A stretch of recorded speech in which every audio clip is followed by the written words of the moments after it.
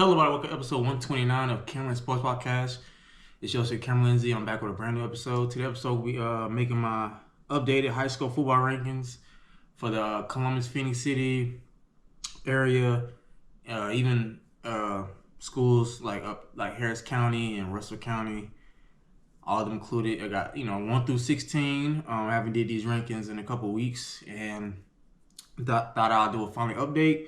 And I have some recruitment news regarding some high school football, but let me get right into it. So, like I said, got some recruiting news. 4-star interior offensive lineman Jatori Williams from Central High School here in Phenix City, Alabama, has committed to University of Alabama. He chose Alabama over schools like Georgia, Auburn, Georgia. So he's a highly recruited interior lineman in the 2027 class. He has lots of offers. He's 6'4", 6'5", 315, 20 pounds, big physical offensive lineman. Seen him in person when I went to the Central IMG game. And I'll say this, when I did the episode for Central IMG, I don't think of Central any differently. Like I said, they got a lot of talent on that football team, like Jatori, like Bobby Coleman, like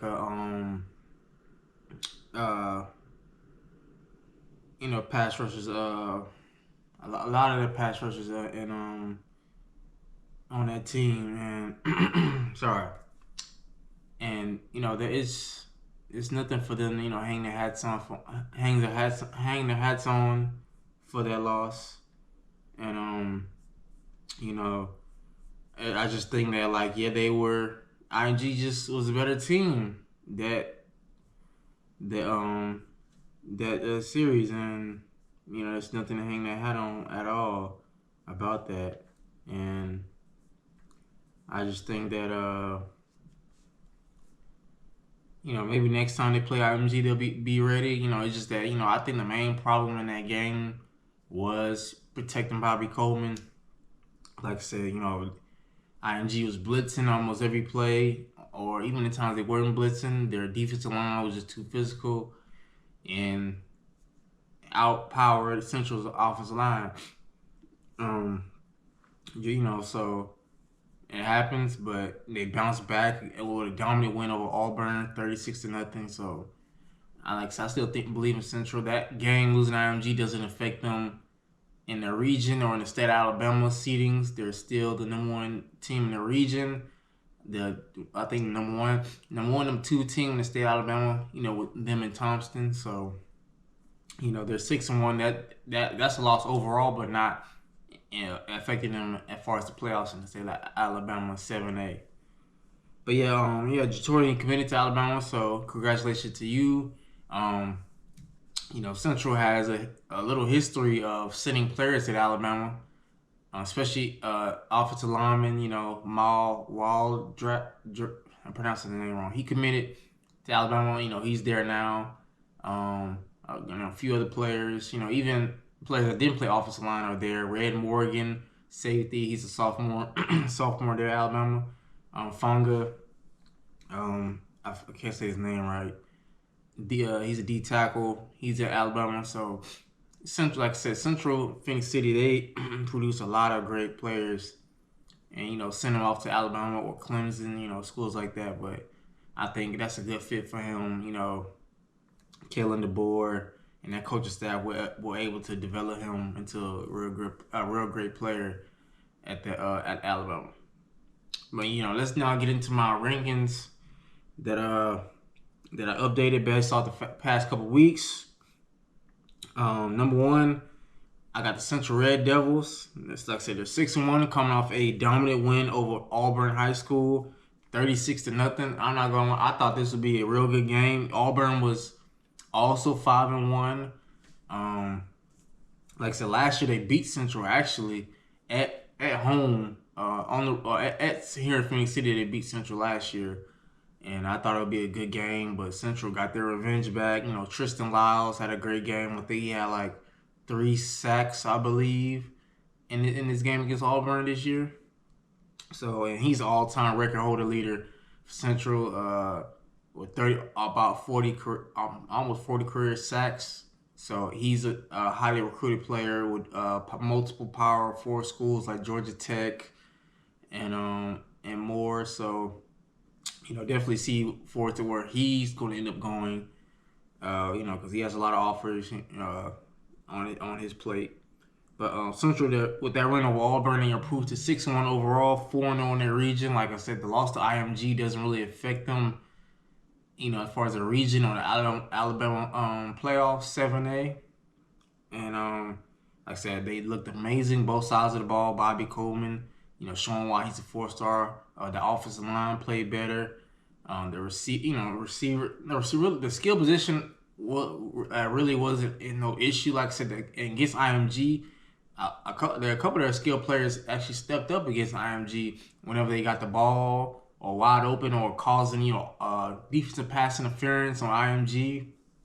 So it's not like their skill position players weren't good enough. They were just the offensive line. I think if Bobby had enough time to throw the ball for even a couple seconds, Central could have made that a competitive game that I thought they could have been. So, but they bounced back against Auburn. Like I said, they got Carver Montgomery this week, I believe. Yep, on the road. Carver Montgomery, another good team that Central will be playing. This Friday.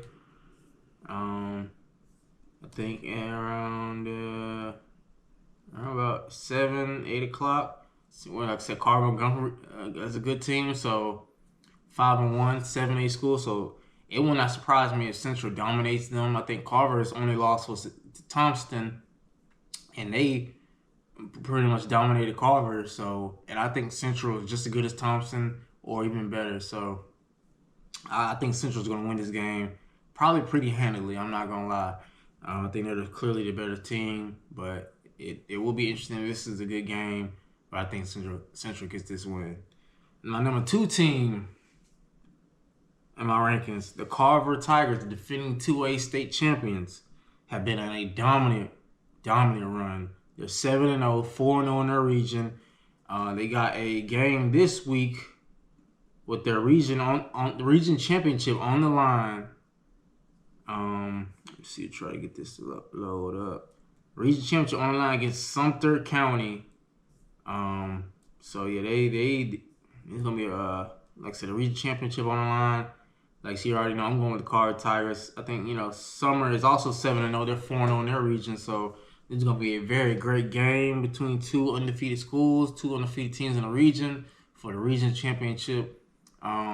I think Carver could do it. Like I said, they're led by Sebastian Hurd, the true freshman quarterback, and their freshman phenom running back, Zach Watts.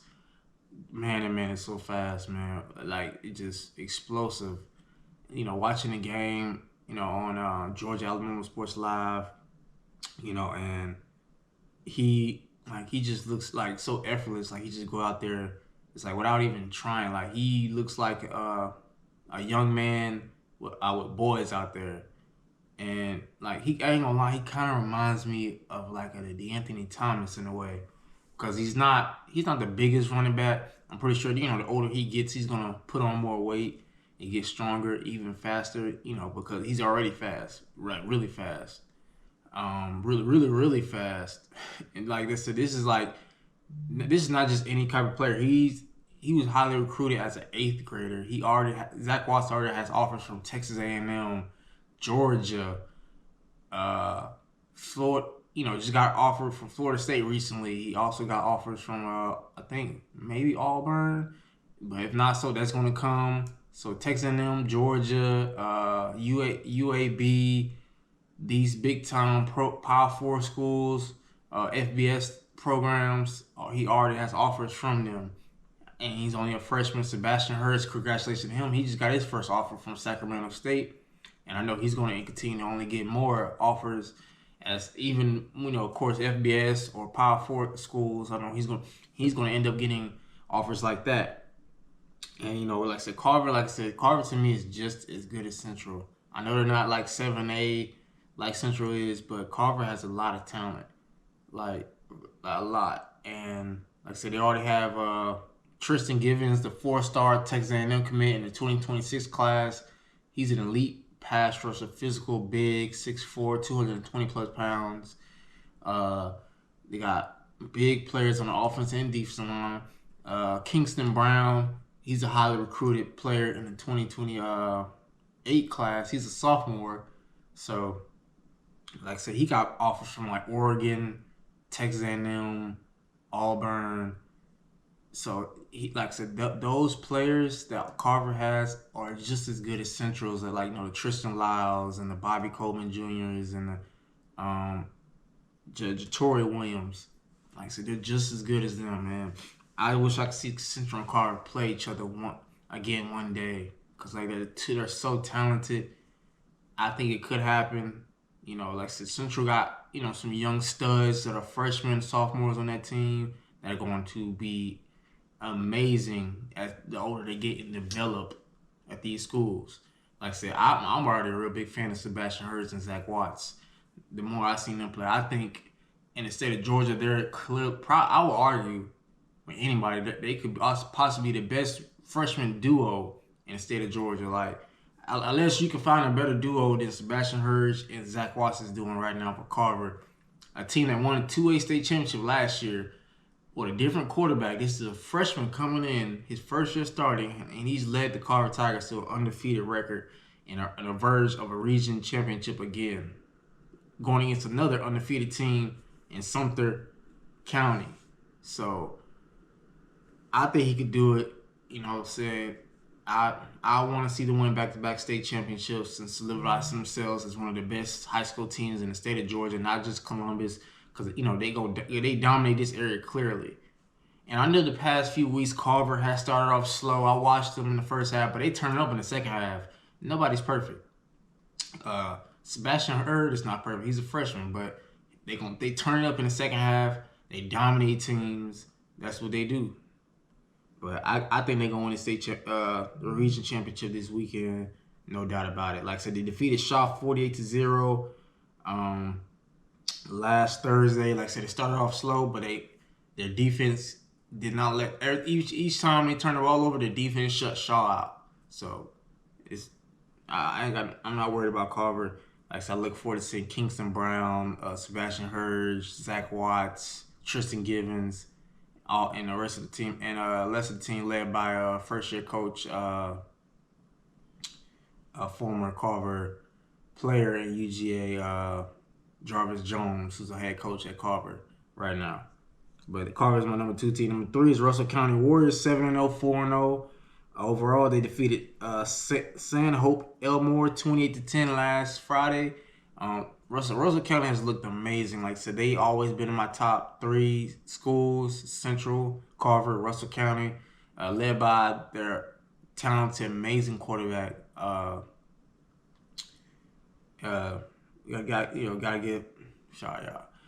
give him credit, and boy, like I said, definitely look forward to having him on the show for an interview. But yeah, Russell County team, he very, very, very talented, and I definitely look forward to having him on here. And Bryson Riggins, I'm sorry, my man Bryson Riggins. Sorry, every time I brain fart, remember these players, I'm like, I know that Bryson Riggins, I want to say it right. He is an amazing quarterback. So last year threw over 3,000 yards, well over 30 touchdowns, less than 10 interceptions. And like I said, he doesn't turn the ball over much at all. He's one of the best quarterbacks in the state of Alabama, period. Like I said, him and Bobby Coleman are 2 favorite quarterbacks to watch play this season. And I think Bryson is only going to continue to solidify himself as one of the best quarterbacks in Alabama. Excuse me. I think he should get more recognition from scouts and get more offers as the season goes on. I hope when the season ends, he gets more offers in and gets some more attention that he deserves. Coach Briggs, head coach at Russell County, like I said, he's doing a good job. That coaching staff and all them that they're doing with that team Like I said, I want to give them a shout out what they're doing at Russell County. Like I said, they're doing something very, very, very, very special there at Russell County, and I believe that Coach Griggs. Sorry, Coach Griggs, head coach at Russell County. Like I said, they're doing something special. When I went to their football media day, and like I said, hearing what they're saying, like the work they've been putting in all off season, fall camp, and like I said, it's paying off. They are dominant. They're almost dominating almost every opponent they're playing, or even if it's a close game, they come out with the win. They know how to win. Like I said, Bryson Riggins, he could sling the ball. He's athletic. He can run with his legs. Like I said, he's doing a very good job for Russell County. For Brookstone Cougars, 6-1, 1-0 in the region. They defeated last game they had. They defeated Calvary. That was September 27th.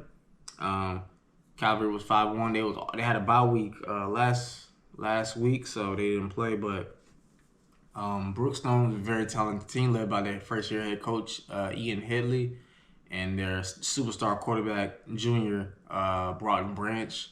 Shout out to Broughton. He's, like I said, one of the best quarterbacks in his area. Alabama and Georgia. I like seeing him play also.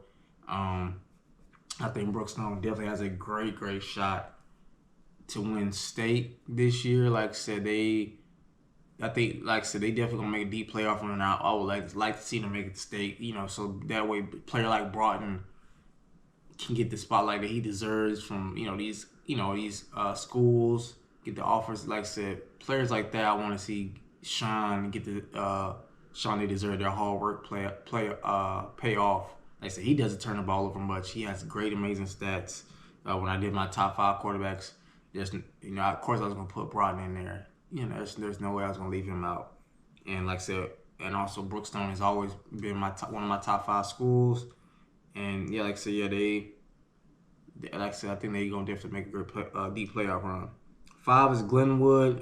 They're 5-2, 4-0 in their region. Glenwood started the season off a little shaky, but like I said, they've been bouncing back. They've been playing some really good football. So shout out to the Glenwood Gators here in Phenix City. They defeated Randolph County 49-22 last week. My number 6 team is the Columbus Blue Devils.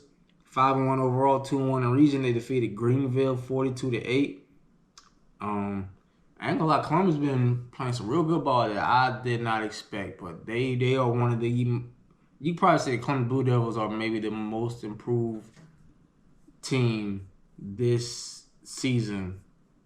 I will argue that they are probably the most improved team, because I think last year they put it right now. Last year they finished 2-8, and they like I said got well more. They already got more wins than they had all of last year.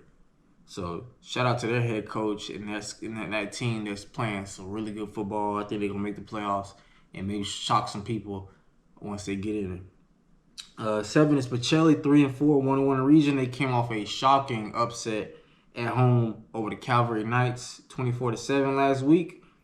Team 5-1. It was a very low scoring game. Like I said, I was intrigued because I was like, okay, nobody scored. Like the score is 0-0. I think until late third quarter or early fourth quarter. That's when they finally scored.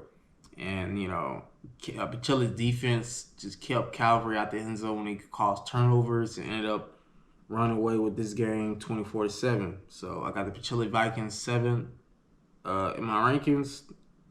8, the team that Pacelli beat, the Calvary Knights, 5-2. Oh, they're 0-2 in region. Their losses in the region are to Brookstone and Pacelli.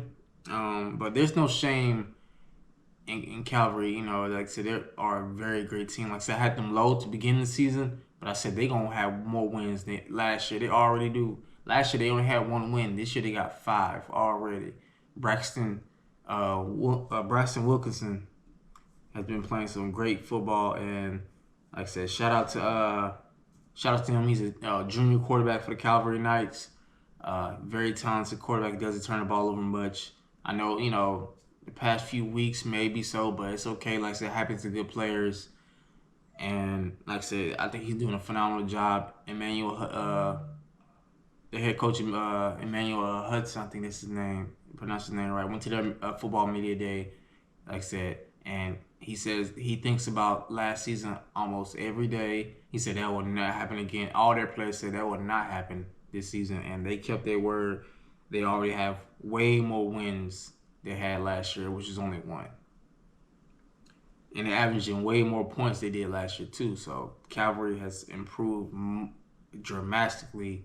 Not like I knew they would. The only reason I had them low my rankings because like I did it based off of last year. I didn't see them play, but this year I have been paying attention, and like I said, Braxton and them has impressed me a lot. And I hope they do bounce back and get into the playoffs, so I can see them possibly make a run. I would definitely like to see that. 8-9 is Spencer Greenway, 3-4, 2-2 in the region. Lost to Sumter County, 51-14. Spencer, before this loss, they knocked up some back-to-back wins. Much needed wins. So they're 3-4. They're not out of it. They're like in the mix of it. So 10 is Harris County, also 3-4, 1-2 in the region. Lost to Griffin, 38-7. 11 is Kendrick Cherokee, 4-3, 2-2 in the region. Kendrick is another school that surprised me. They have really been playing some very, very, very good football. Like I said, last year, Kendrick had 2 wins, just like Columbus did. And like I said, they got already more than they did last year. And like I said, shout out to their head coach. He's doing an amazing job. I think those players are playing hard. Whether they make the playoffs or not, they should be proud of themselves because, like I said, that's improvement already than last year. So, shout out to the Kendrick Cherokees. 12, I got Northside Patriots, 2-4, 1-1.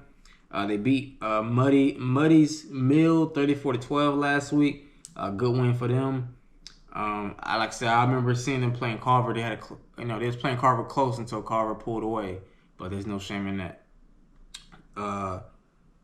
13 is Smith Station Panthers, 2-5, 1-3 in region. Defeated Jag 42-32 at home. 14 is Shaw Raiders, 1-6, 1-3 overall. Like I said, they played Carver close in the first half.